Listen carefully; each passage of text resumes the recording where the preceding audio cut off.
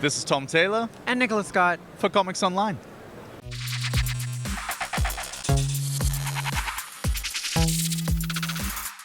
Just had a little ding with that smile.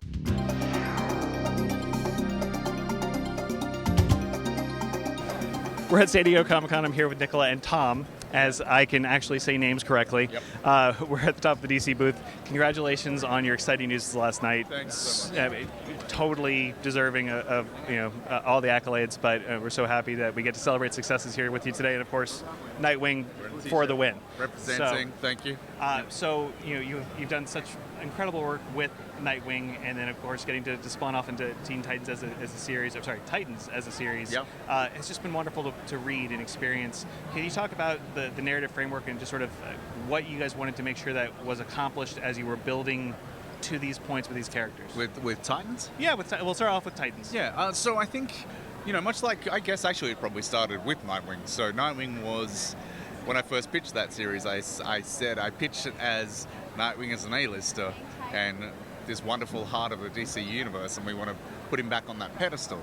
And obviously Titans were that for DC for so long and haven't been together as that core team in forever. And they've been, as Nicola says often, like, just take using your words. Sure. Yeah, is like they've been training for this moment their whole lives. They've been training to become the premier superhero team of the DC universe, and now they get to step up and do that.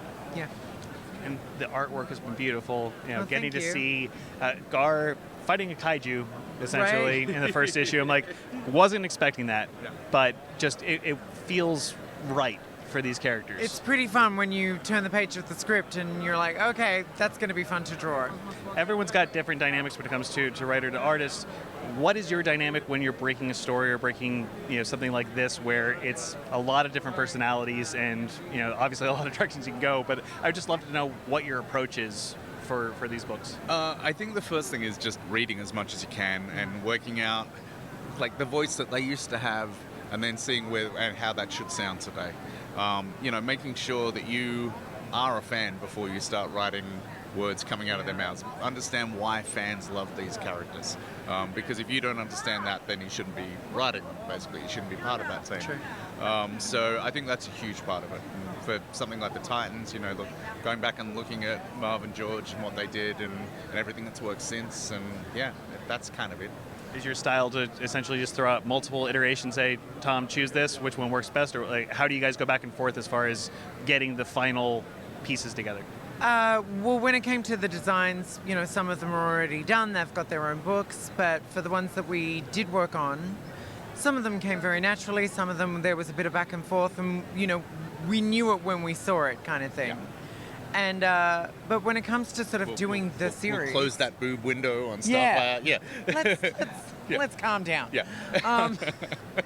But when it comes to sort of working on the series itself, we're lucky in that we do know each other, and we're lucky that we sort of trust that we know the characters. We trust each other to sort of really understand that we're on the same page with who all of these characters are and what their dynamics should be.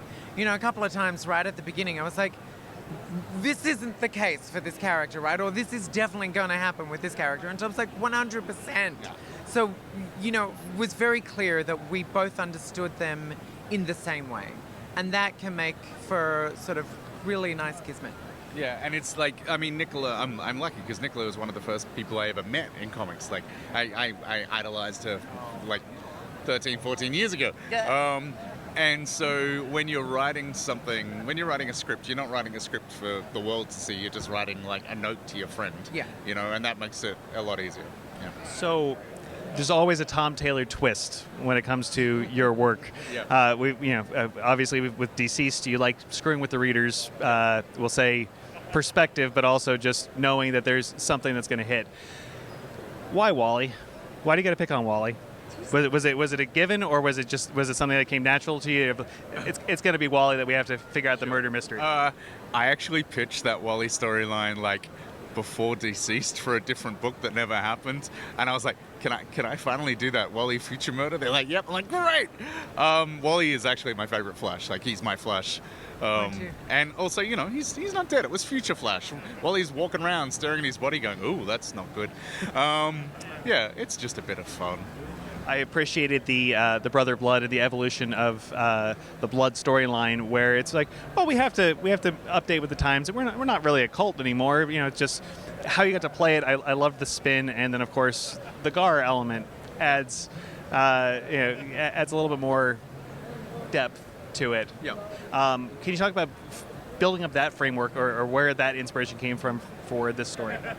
I think, look, obviously the Church of Blood is a really huge part of the Titans, but I didn't just want to do what we've seen a million times before. I wanted to, I mean, he does their mission statement in that interview. That, you know, he just says, you know, we're rebranding like all good religions do. This is how religions stand the test of time. They change and evolve and take in other beliefs, and, you know, so we're now the Church of Eternity, not the Church of Blood.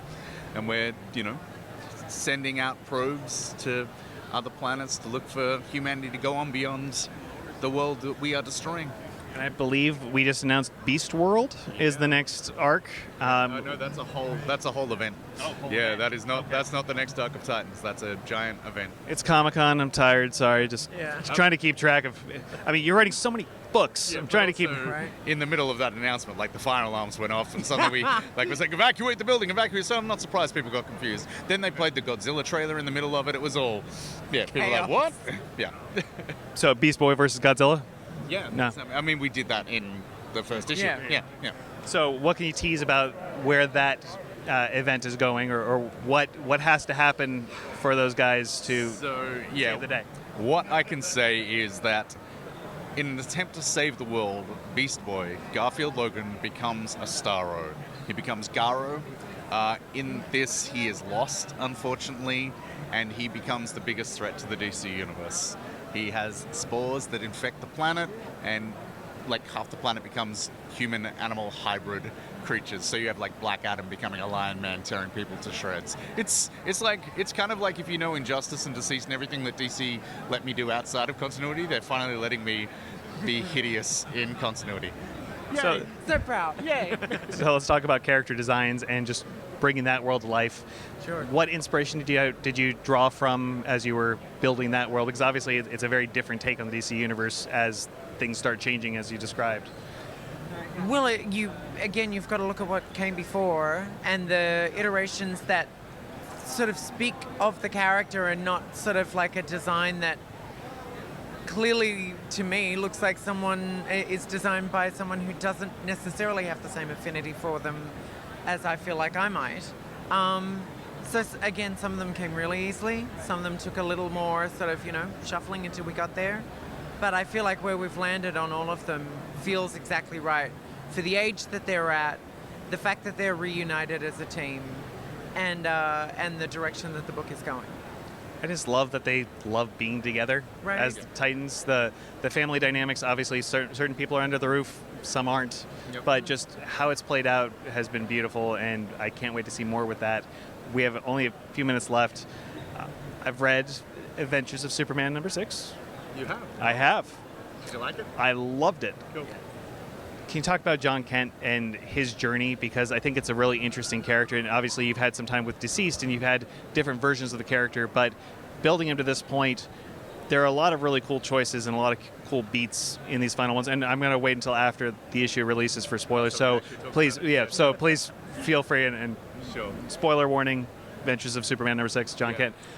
Look, so in Adventures of Superman #6, obviously Jon's been in the Injustice universe. I think basically he gets to unleash, and in a way that if you know Jon Kent, and in a way that I do, like, he doesn't unleash like everybody thinks he will. He doesn't physically go and beat up his other universe dad. He takes him down with words and basically explains to all the people who read Injustice and didn't understand it, and to anyone who thinks Superman should be anything other than what he should be, that he is supposed to be an inspiration, that he needs to be more powerful than grief. He needs to be, someone who helps, and he can't be grimdark. He can't be somebody who hurts people. He's a Gen Z kid. Yeah, that's right. And Jon lays it all out there because Jon is not just the son of Clark, he's the son of Lois. And so she's one of the greatest fighters for truth ever. And so I think he just, he takes that entire universe down in a way that was very cathartic for me personally, having written 150 chapters in that universe and not agreeing with what I had to do, So Jon gets to be the voice of Tom going, stop it! Yeah. But also, a lot happens in that issue, obviously, and I'm really glad that you enjoyed it. That's great. Well, I'm going to gush for a minute before we cut. Sure. Nightwing has been incredible. Your Wonder Woman book has been incredible to read. So happy to have the hardcover. Like, everything has just come out beautifully. Getting to have more Jon stories. Obviously, we have a tease that Jon's adventures will continue.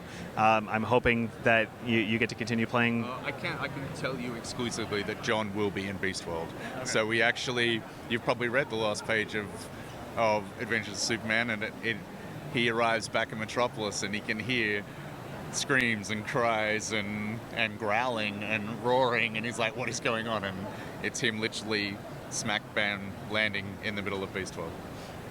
I love your books. Appreciate all of your time. Thank you for your support as well. We have so much DC coverage coming from Comic-Con. Stay tuned for more.